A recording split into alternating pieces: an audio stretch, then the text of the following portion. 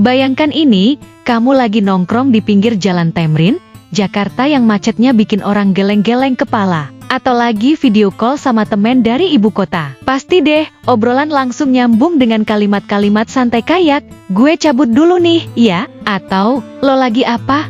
Bro, kabar gimana? Itu loh, ciri khas banget dari warga Jakarta sapaan, lo, buat ngomong ke lawan bicara. Dan, gue, buat nyebut diri sendiri. Bukan cuma gaya, tapi ini udah kayak kode rahasia yang bikin suasana jadi akrab seketika. Nah, lo, ini yang sering dilupain lidah jadi, lu, atau versi ala-ala remaja, lau, sama artinya dengan kamu, atau Anda, dalam bahasa Indonesia standar. Sementara, gue, yang kadang-kadang berganti jadi, gua, atau singkatan digital, gu, di chat WhatsApp, itu pada nanya, aku, atau saya. Tapi ingat ya, jangan asal pakai, ini cuma boleh buat teman sebaya atau yang lebih muda. Kalau buat orang tua atau bos, mending stay formal, biar nggak awkward. Sapaan, lo gue, ini udah nempel banget di jiwa Jakarta. Bisa dipastikan, hampir semua orang Jakarta terutama yang lahir dan besar di sini,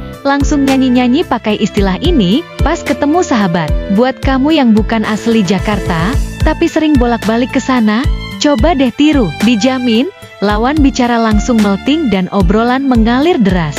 Bahkan, buat yang udah betah tinggal bertahun-tahun di kota ini, lo gue, udah jadi refleks otomatis, kayak napas sehari-hari. Tapi ceritanya nggak berhenti di Jakarta aja. Berkat gadget dan medsos yang bikin dunia kayak desa kecil, sapaan ini mulai merayap kemana-mana. Ambil contoh Jawa Barat, Banten, atau daerah-daerah lain di Pulau Jawa. Meski banyak yang masih setia sama kata-kata lokal seperti ewe atau abdi dari Sunda, jumlah orang yang nyaman bilang, lo gue, udah nggak main-main. Teknologi informasi dan komunikasi emang jagoan bikin budaya nyebar cepat dari TikTok challenge sampai meme di Twitter. Sekarang, pakai lo gue malah dianggap kekinian dan totally on trend. Siapa sangka, tapi tunggu dulu, asal-usulnya nggak sesederhana itu. Secara historis, lo gue, ini bukan lahir dari tanah Betawi murni. Ia baru meledak popularitasnya di era 70-an. Dan yang lebih bikin penasaran, ini adaptasi dari bahasa asing. Yup, lo, dan gue, sebenarnya pinjaman dari bahasa Mandarin Hokkien, salah satu dialek Tionghoa. Dalam aksara Mandarin, gue ditulis sebagai gune yang artinya saya atau gue banget. Sementara lo adalah yang berarti kamu atau lo yang lagi diajak ngobrol. Jadi, sapaan ikonik Jakarta ini ternyata bukan asli Betawi, melainkan warisan linguistik dari negeri tirai bambu.